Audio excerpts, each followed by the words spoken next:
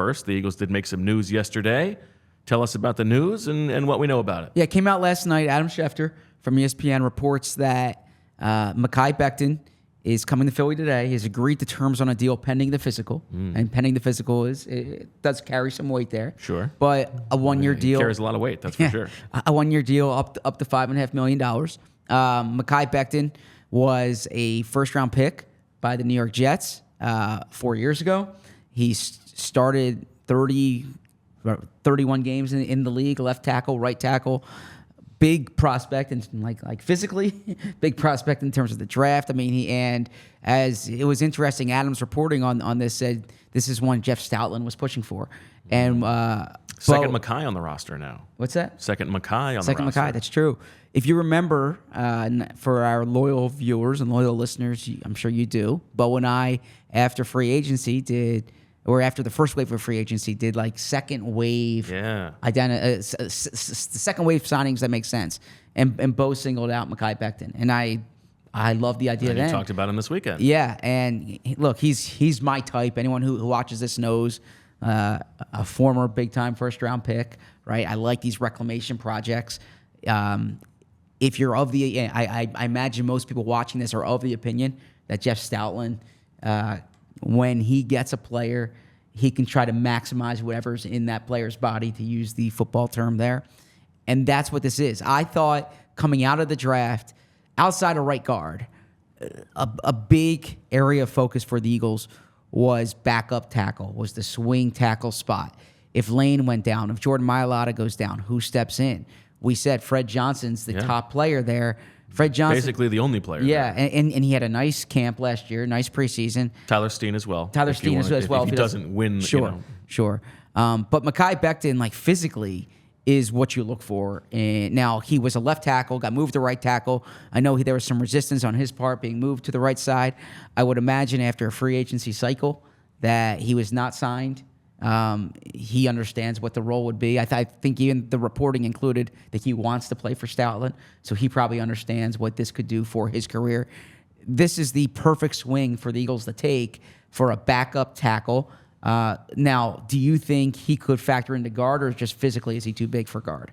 I think that's probably overstated. Like, he's 6'7", 363, right? I mean, that would be a big old honking guard. Yeah. But if you're talking about like worst case or emergency situations, I think he could be a factor there. We asked Howie Roseman the question in the post-draft press conference, like, would you have been surprised 5 days ago? You. Okay, that's a good question. That's fine. To not come out of the draft with an offensive lineman earlier than the fifth round. And he said, absolutely. I mean, they signaled that with the guys who they brought in for pre-draft visits, which we know, looking at the class, those were serious players that they were considering. So I'm sure that this was something that you get through the second day of the draft, and you're like, we haven't added an offensive lineman yet. Let's get Mekhi Becton's agent on the phone and tell him this is a thing that we're interested in. Probably a good job by Becton to wait out the draft to see where the opportunity lied. But, from an upside standpoint, he's only 25 years old. This is probably a short-term marriage, but there is a possibility that if he does become the player that, he looked like he was as a rookie under Jeff Stoutland, that this could be a longer-term thing. And, as opposed to, and we'll go through the draft, how it laid out, it did just sort of turn out that when the Eagles were picking, it happened to be in these like gulfs of when the offensive linemen were going, right? And so there wasn't a time necessarily where it made sense to push a guy to the top of the board. So knowing you had this as a backup makes sense.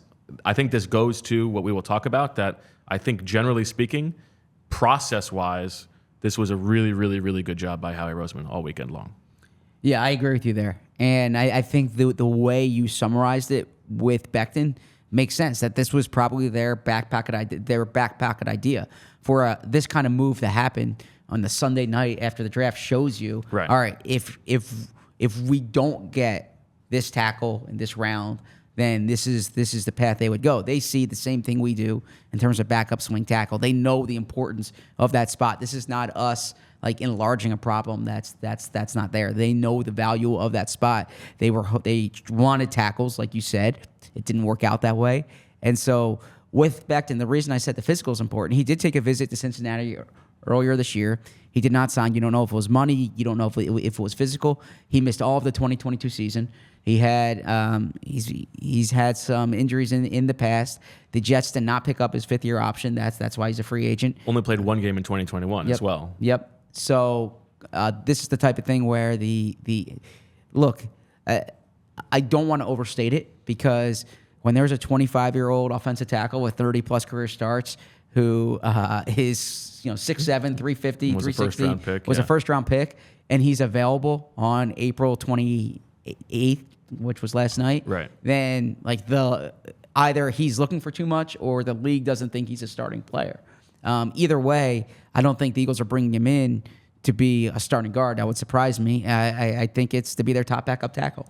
Yeah, I mean, the middle outcome here is that he never plays a game for the Eagles, potentially. No. Whether that's for injury or doesn't make the roster or whatever it is. But the upside here is that he is a starting caliber backup tackle who has played on both sides of the ball, so he's already showed that side flexibility. Yeah, and look, I don't need to tell you this. Howie Roseman would tell you this. The Eagles won a Super Bowl with a backup left tackle, right? That's an important spot. And so when they haven't had an adequate replacement for Lane Johnson in the past, they've struggled in games. Now, I'm not saying Mekhi Becton is, there's a delta between Johnson and Becton, but I would feel more comfortable with Becton out there at this point than Fred Johnson. We all silly like the mayor.